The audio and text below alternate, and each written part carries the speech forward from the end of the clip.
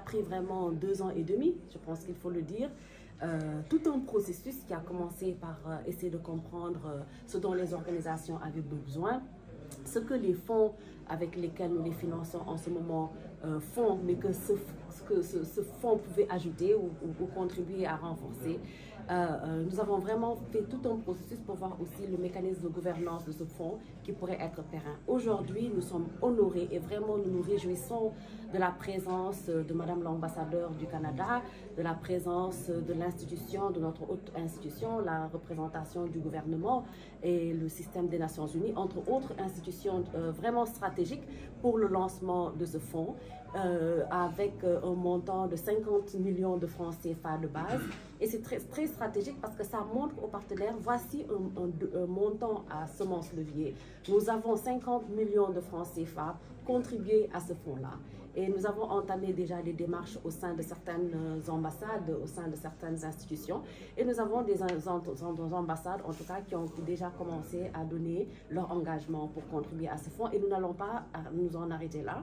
Ça va être tout un processus pour assurer justement la pérennisation du projet et nous assurer que le projet VLF va continuer à vivre parce que nos organisations partenaires sont encore résilientes financièrement pour pouvoir adresser les besoins des communautés qu'elles adressent tous les jours. Toutes les organisations de la société civile de femmes pourront bénéficier de ce fonds-là. Ça, c'est déjà une chose à spécifier, raison pour laquelle nous avons trouvé pertinent d'amener autant d'organisations de la société civile que possible à cette rencontre-ci. Est-ce que l'État du Sénégal va contribuer à ce fonds? Nous pensons absolument. Nous avons plusieurs institutions étatiques. Nous avons voulu avoir ici le ministère de la microfinance parmi nous, qui est une institution stratégique.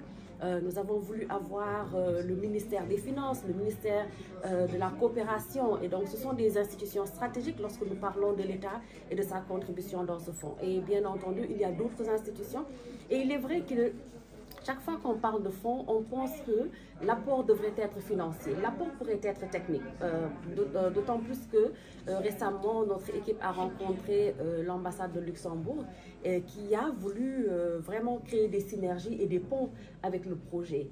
D'autres ambassades comme le Niger ou le Libéria qui ont voulu aussi, bon, à leur niveau, ils ont des fonds, mais qui ont voulu aussi faire des ponts avec le projet en créant des synergies avec d'autres femmes, etc. Donc, c'est dire que cette contribution à laquelle nous nous attendons de la part des parties prenantes clés, notamment de l'État, peut ne pas être financière, elle peut être technique, elle peut être d'une autre marque ou manière, mais c'est incontournable. L'État, définitivement, je pense que notre fierté sera de voir l'État contribuer à ce fonds, parce que ceux qui ont construit ou écrit ce projet voulaient justement démontrer qu'il est possible que les questions des droits des femmes et des jeunes filles puissent être adressées par plusieurs parties prenantes, d'où le nom de ce fonds, multi-acteurs.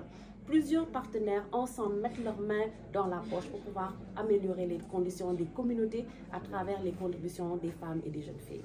La gestion de ce fonds, nous avons un comité de gestion qui a été mis en place.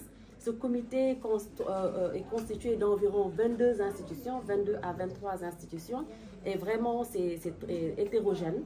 Il y a des institutions gouvernementales, le système des Nations Unies, les organisations de la société civile, des personnes ressources,